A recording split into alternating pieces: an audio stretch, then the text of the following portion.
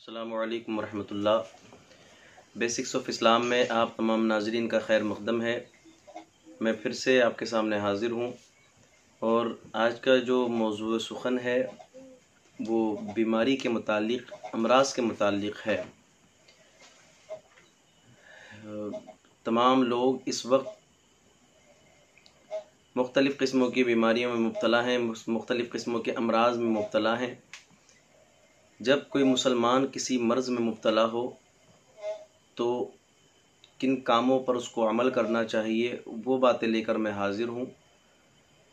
अगर कोई बीमारी में मुब्तला हो तो सबसे पहले तो उसको सब्र करना चाहिए, क्योंकि रिवायत में आता है कि बंदे को कभी कभी कोई अमल वो मर्तबा नहीं दिलवा पाता जो बीमारी में सब्र करना उसको दिलवा देता है। और जो दूसरा तरीक़ा मुसलमान को इख्तियार करना चाहिए वो ये कि वो जिनसे उसका ताल्लुक़ है, अपने घर वालों से उसका ताल्लुक़ है, अपने अईज़ व अक़रबा से ताल्लुक़ है, सोशल लाइफ में उसका ताल्लुक़ है, कारोबारी मामलात में, मुलाज़मत के मामलात में, जिन लोगों से भी उसका ताल्लुक़ है उन लोगों से माफ़ी मांगे कि अगर उनके हुकूक़ की पामाली की हो या उनके हुकूक़ के बरख़िलाफ़ गया हो तो उनसे दिल के साथ माफ़ी मांगे कि मैं तुमसे माफ़ी चाहता हूँ। ये शेवा है मुसलमान का। सोशल लाइफ में जिनसे ताल्लुक़ है उनसे माफ़ियाँ मांगे। और एक और जो तरीक़ा होना चाहिए वो सदक़े का तरीक़ा है कि सदक़ा अदा करे। जहाँ पर वो अपना एक ट्रीटमेंट ले, मुतदिल तरीक़े से बीमारी का इलाज करवाए, वहाँ पर सदक़ा अदा करे, लोगों से माफ़ियाँ मांगे, घर वालों से माफ़ियाँ मांगे। ये सही माना में शेवा है। जब बंदा ये करता है तो फिर अल्लाह तबारक व तआला उसकी तमाम बीमारियों को दूर फरमा देता है और उसके गुनाह सगीरा भी मिटा दिए जाते हैं, क्योंकि ये बड़े मुजर्रब तरीक़े हैं। मुतदिल तरीक़े पर इलाज कराना तो है ही तरीक़ा, लेकिन उससे पहले ये कि बंदा सब्र करे, सब्र के साथ साथ माफ़ियाँ मांगे, क्योंकि नबी करीम सल्लल्लाहु तआला अलैहि वसल्लम ने माफ़ी मांगने वाले को और माफ़ करने वाले को बड़ा बताया है। और इन तमाम तरीक़ों के बाद कौन सी कुरानी सूरत है, कुरानी आयत है या कौन सा वजीफ़ा है जिसको पढ़े तो बीमारियां दूर हों। क्योंकि इस वक्त घर के अंदर कभी कोई बूढ़ा बीमार हो जाता है, कभी कोई बच्चा बीमार हो जाता है, कभी बंदा खुद बीमार हो जाता है, कभी उसके माँ बाप बीमार हो जाते हैं, कभी उसके बच्चे बीवी बीमार हो जाते हैं। तो इन तमाम तर चीज़ों में क्या करे, क्या वजीफ़ा करे, कुरान की कौन सी आयत पढ़े। आप ये याद रखिए कि कुरान के किसी वजीफ़ा करने के लिए, कुरान की कोई आयत पढ़ने के लिए नमाज 5 वक्त की पाबंदी ज़रूरी है, चाहे वो कोई औरत करे या कोई मर्द करे। 5 वक्त की नमाज की पाबंदी सबसे पहले ज़रूरी है।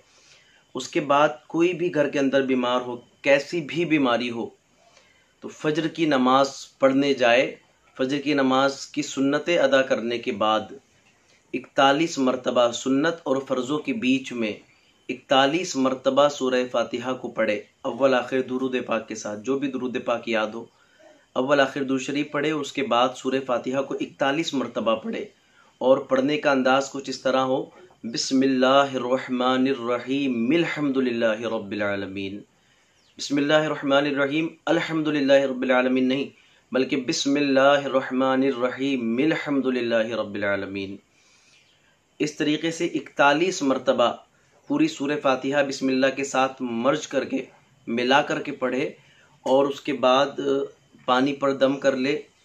कैसी भी बीमारी हो, कैसा भी बीमार हो, उसको वो पानी पिला दे। इंशाअल्लाह अज़्ज़ व जल अल्लाह पाक सूरह फातिहा के वसीले से उस बीमार को शिफा याब फरमाएगा। और सूरह फातिहा के ताल्लुक़ से ये भी कहा गया कि ये मौत के अलावा तमाम बीमारियों का इलाज है। तो ये बड़ा मुजर्रब अमल है, आज़मूदा अमल है, बहुत ज़बरदस्त वाला एक ट्रीटमेंट है अगर हम करें। लेकिन उसके लिए नमाज़ों की पाबंदी ज़रूरी। और जो मैंने थोड़े से तरीक़े पहले बताए, उन तरीक़ों पर हमारा अमल होना चाहिए, ताकि बीमारियों के साथ साथ, क्योंकि बीमारी गुनाहों का कफ़ारा भी होती है, बुराइयों का कफ़ारा भी होती है, हमारे गुनाह भी उससे ख़त्म होते हैं। तो जहाँ हमारे बीमारी ख़त्म हो वहाँ हमारे गुनाह भी ख़त्म हो। तो इस तरीके से हमें दो फ़ायदे नसीब होंगे। एक तो बीमारियाँ ख़त्म होंगी, गुनाह ख़त्म होंगे, और अगर उसी के ज़िम्न में हम लोगों से माफ़ियाँ मांगें तो जो लोगों का हमने दिल दुखाया है अगर, तो वो उनकी तरफ से भी हमें माफ़ी मिलेगी। इस तरीके से हमें बहुत से मुख्तलिफ़ फ़वाइद हासिल होंगे। अल्लाह पाक हम सब को अमल की तौफ़ीक़ अता फ़रमाए, हम तमाम को तमाम बीमारियों से, आफ़तों से महफूज फ़रमाए। व आखिर दावाना अनिल हम्दुलिल्लाहि रब्बिल आलमीन। अल्लाह हाफ़िज़।